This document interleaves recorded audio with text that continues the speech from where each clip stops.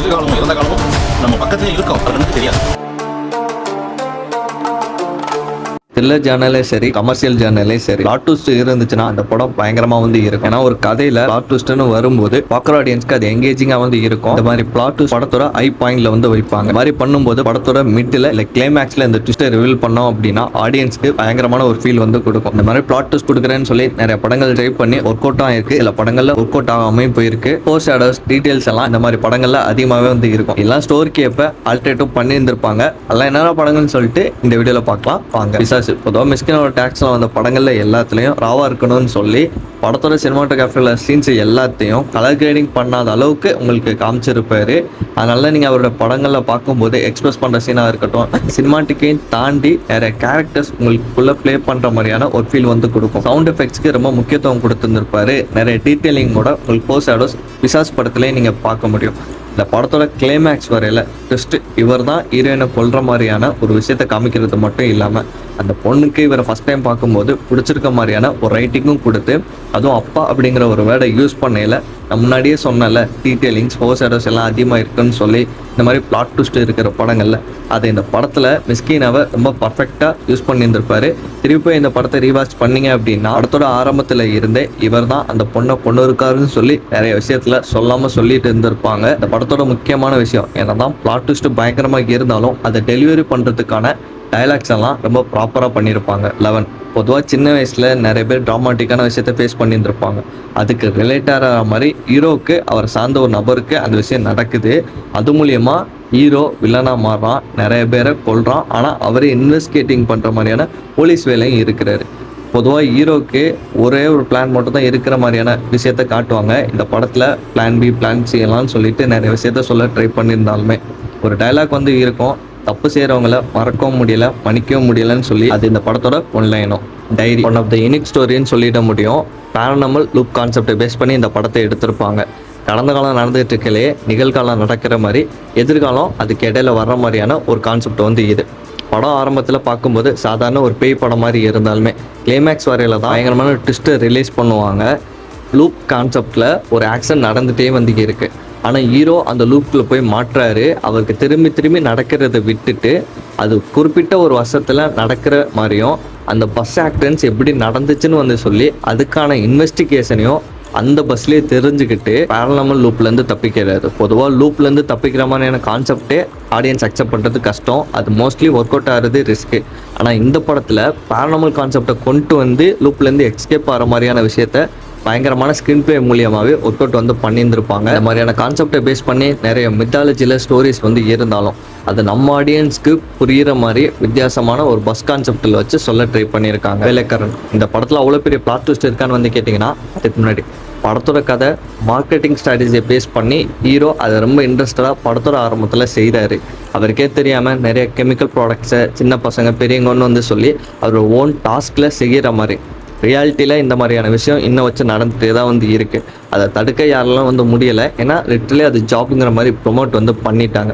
அப்படி இருக்கையில் ஒரு ப்ராப்பரான ஸ்டோரியை கொண்டு வந்து ஆடியன்ஸை சேர்க்கும்போது கொஞ்சம் கமர்ஷியல் சீன்ஸ் எக்ஸ்ட்ரா ஆட் பண்ணணும். இந்த படத்துலையும் அதை ஆட் பண்ணியிருந்தாங்க. பொதுவாக மேனேஜரோட ப்ரெசன்ஸ் ஆஃப் திங்கிங்கை இந்த படத்தில் காமிக்க முயற்சி பண்ணியிருந்திருப்பாங்க. இந்த படத்தில் காமிக்கிற மாதிரியே நிறைய இடத்துல இன்டர்வியூலாம் செலக்ட் பண்ணியிருந்திருக்காங்க. இது மாதிரியே வித்தியாசமாகவும் செலக்ட் பண்ண விஷயத்தையும் இந்த படத்தில் சொல்ல வந்தது. அது இந்த படத்துக்கான யூனிக் பாயிண்ட். சொல்லப்போனால் இந்த படத்தோட பிளாட் ட்விஸ்ட் வந்து படத்தில் இல்லை, ஆடியன்ஸ் கிட்ட இருந்து வந்தது. ஹீரோ கிளைமேக்ஸ் வரையில் அவரை சார்ந்து இருக்கவங்களாம் சேர்ந்து ஃப்ளாஷ் லைட்டை அடித்து எதிர்ப்பு தெரிவிப்பாங்க.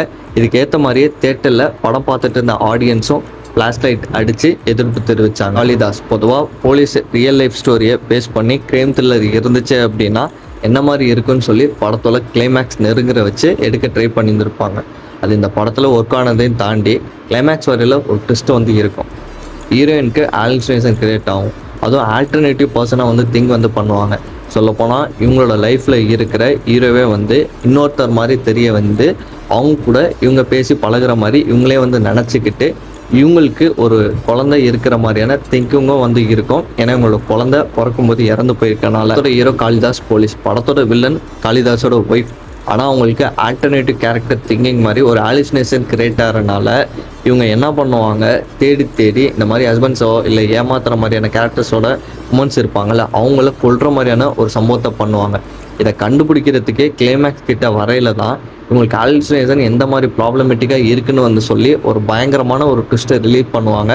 அது பார்க்குறப்போ ஷாக்கிங்காக வந்து இருக்கும். துருவங்கள் 16 பொதுவாக ஒரு படத்தை எடுத்துக்கிட்டோம் அப்படின்னா முக்கியமான கேரக்டர் ஹீரோ மட்டும் தான் ஃபோக்கஸ் பண்ணி கதை நகரும். ஆனால் இந்த படத்தில் அப்படி இருக்காது.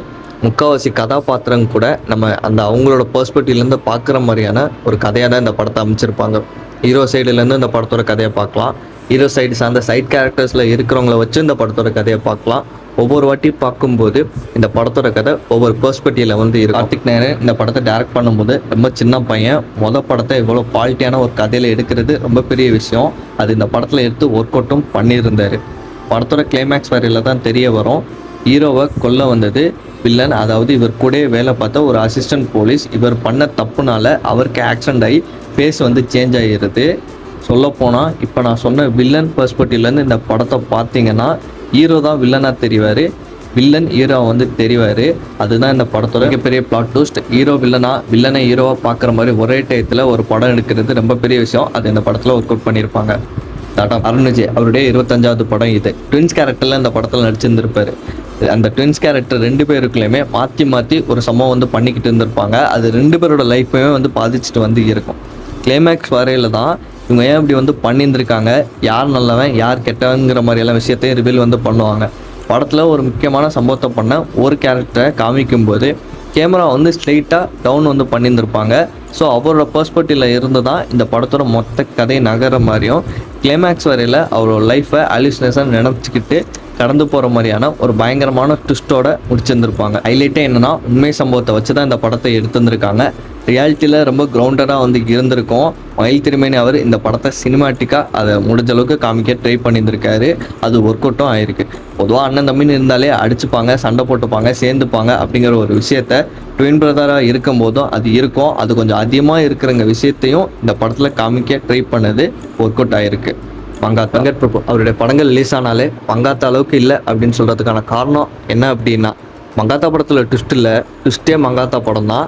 ஏன்னா படம் ரிலீஸ் ஆகிறதுக்கு முன்னாடி வச்சு அஜித் அவர்கள் ஹீரோ கேரக்டர் நடிச்சிட்டு இருந்தார். இந்த படத்தில் வில்லன் கேரக்டராக நடிக்கிறாரு. அதை ஆடியன்ஸ் அக்செப்டும் பண்ணுறாங்க. அதுவும் அவரோட ஒயிட் ஹேரோட நடிக்கிறாரு. 50வது படத்தோட ஆரம்பத்திலேயே எவ்வளோ நாள் தான் நல்லவனாக நடிக்கிறதுன்னு வந்து சொல்லி போலீஸ் கேரக்டர்லேருந்து வில்லன் கேரக்டர் மாதிரி காமிச்சாலும் கிளைமேக்ஸ் வரையில் மொத்த காசையும் அடிக்கிற விஷயமா இருக்கட்டும், எல்லாமே பயங்கரமான ஒரு பிளாட் ட்விஸ்டோட இருக்கும். நம்ம பார்த்த படங்களில் உங்களுக்கு என்ன படம் ஃபேவரட்னு சொல்லி கீழே கமெண்ட் செக்ஷனில் சொல்லுங்கள்.